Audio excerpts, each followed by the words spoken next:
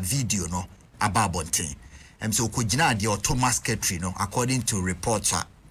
obodi amaye no but the automasketry no nsani fa so no say onko jina benkum mom enti se obehwa akofi free nifa no so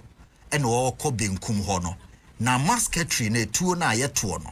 nipa no e de hwe n'achi mom baby akofi ejina no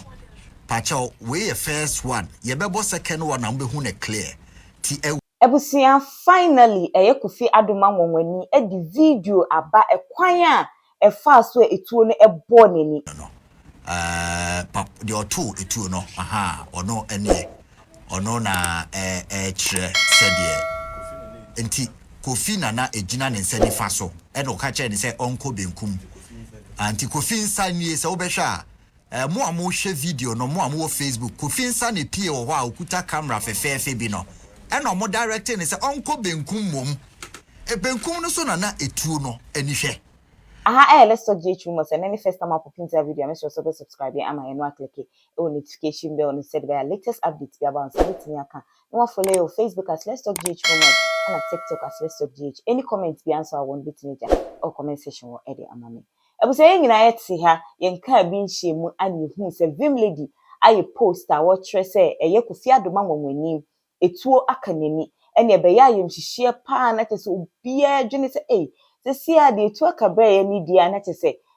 Nabra bona kusisini na akoya we hosem ye ama later yet say na nyetuo ana abonani nye yetuo no powder ana aka nani ye itesenkofo bebre do ma no betum sofu kum chacha kwa be kan say ya frɛ na ka che no na yetuo no powder ne kan nani ene nsem ni be ye bebre e media ne so but finally onu ankasa ne hu keni Mrs Miracle Adomah awosaye nana nti efene nana abena esoso babe chechire mu beka nse etuo ne de eboni kununini although enye tuo a ye de aboba agum but sa tuo na ye de sa powder ni gum na ye toto e wa fasha ase no and then it was direct shot to ni kununi eye obetire mu sisi ade ni kununi condition na nye kra nana e kasa no o make reference bi ka say video wo ho na the right time no video ni beba sisi ade any video no about to say very disturbing enya semketo vale course wo doma hinkro empotem na dwumadie no ekoso akofi koya sa priano ekosiye enti ye pese ye hwe video no mo amowo TV no de ekoso no nie festival or cover okuta phone na masketry na yeto no de atudrogum na ye pai no pepe no sabri se ohene bi na eba na ye frɛ Kofi se omra metwa ti wahu baabi a ono ejina no se omo kyerɛ no baabi a onyina se this is the first time video no ababonten se okogina the automasketry no according to reports obodi amaye no but the automasketry no nsani fa so no say onko gina benkum mom enti se obehwa akofi free nifa no so ene wo kɔ benkum ho no na masketry na etuo na ayeto no nipa no e de hwe n'achi mom baby Kofi ejina no pacha we first one ye bebo second one na mbehu na clear ti ewo nanim na etuo no ode ekoboy na kyerɛ sɛ de ho nsɛm tie eno no de otu etuo no ono enie ono na kyerɛ sɛ de enti Kofi na ejina ne nsa nifa so eno ka kyerɛ ne sɛ onko benkum anti Kofi nsa nie sɛ obehwa mo amo hwe video no mo amo Facebook Kofi nsa ne pie wo ho a okuta camera fefefe bi no eno mo directing ne sɛ onko benkum mom benkum no so na etuo no ani hwe enti ɛhɔ no ma Kofi no ɔhu sɛ ɔna ne nsa pie no nti afi na ɔkɔ sɛ ɔno de ɔkɔva nti baabi a ye tutuo no mo nim tuo no na mbɛka sɛ na gina na ye to ebɛbɔ ba baabi a na tuo na ni hwɛ no emom na okogina ya ɔmo kyerɛ no nti wohwɛ a yenyi second one na obu hwɛ ya am sɛ wohwɛ ne camera no pacha ɔmo we no last one nti obi na eba ɛna ɔmo frɛ ne sɛ ɔmetwa enti ɔtwa no ɛna ɔmo directing sɛ baabi a ogina no nyɛ enti ɔnkɔ pacha ɔmo pause wɔ ha ma me but pacho monko machi kakra debi monko yes Osha aha say no eye de okuta tuo no de akye ne sabenkum saa bre na Kofi no woni fa ho ba bia unhu no aha enti ono direct say onko ba bia eye ne sabenkum na etuo na ni hwe no na Kofi ni move ye ba na onim say ho na beko enti ade na hwe nanim straight na pacho mama me second video no mama me second one na eno ye from the back no the otutu no em say e ball Kofi ani no minim say ohun ye say wa hu wan hwe na chikra na otutene ye me pese Nicholas mpacho mama me second video no mum aha short one na eno mum tre incident na nkasa no ti nana afina ohun say de ade ne te etuo no short close shot close shot etuo no hwe owo nanim nti amase say no nani a odi hu ade ne de na onse amanfo bi ka say yehu se okodwumadie bi ase niama eto no woda no ye hwe no wodoma hospital na doctor for no refer ne to sunyane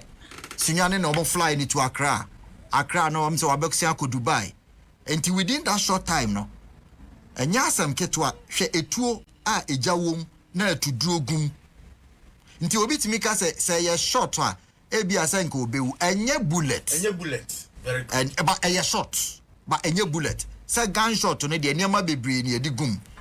we ne musketry or fire during festivals and celebrations no na wo hwe acha mo hwe eja ohun say eja free mbai say eno na ma atuduro na ma eja eba aha say knockout ya yatwi ye de campro ye na de bibi de carbide na de bi agum ni aye eno ma eja no epie but say ekoye etu papa aye bullet person ade no eja mpie o abusia video no ana yakosha ba no tunu se ekwan e fa so bo nani any the way na ekoye ye na at that time na akoye asifim ye pa na video we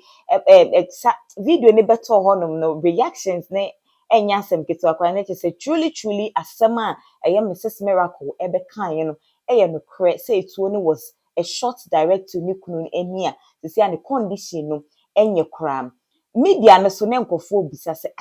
eyantro ebise nyantro afiaswas nega kwa beka bia wo kire mi se monni masem aye mumusem betuo bo wani ebepie wutim nti wo bewu basese aya video ya be ya na media ne so akoye gidigidi pa enya asem ketwa na ebeka ye ho kakra ensem ankofo ebekeka ye ensem aye nka ye ho kakra eye ensem a eye Mrs Miracle Adomah ede betu dwa ebra incident ni siye no na ekol no video ti nyina owo ho at the right time etulin pahoncho wade kire so yesu shalen se elutu etula o kire so nti eturu na ebohu na abagu tirim nproban nti adebasa aboko efien na wo nyina abon ka bad na yin wayen dem twa video na ebohu obeba nso eturun pocho odeto ne ko not true ni day nti obo eturun the ball mekun nanyim he was shot in the face it wasn't just gunpowder even camera also records azinimpo opai na ishe video na no de behin ni ba behin ohwehwe mbehifo ma wo soni mu ti na omunum to ha we munu ato ha omunu to ha na we munu to ha onya nkrofo wo soni mu hu n'enyim ne enyim na le moja aba ihwe video no obaba nti bohu akatesi bi wo ma ofe ebusia eno ana yakotie na ye Mrs Miracle asema okan ye say it was straight shot to nikunu ne eye Kofi Adomah Nwanwani was shot in the eye no eno ana yakwakohwe ne nyatisi ade it is confirmed say truly na a shot to the eye direct as see ade ye besre say ye bobom pa ye ne asre nyankopon say baby biara a Kofi Adomah Nwanwani Kofi TV ewo bia wo mo ne ho ban na on restore ne ne emaye said be obetimi aba no abeye ne nyuma pa uguso eye. But me the many AD and semnechi any update bi aba me the ebe bro Facebook as Let's Talk GH boomers and what TikTok as Let's Talk GH so be follow these pages ede amami. Me ding ede na neki asam.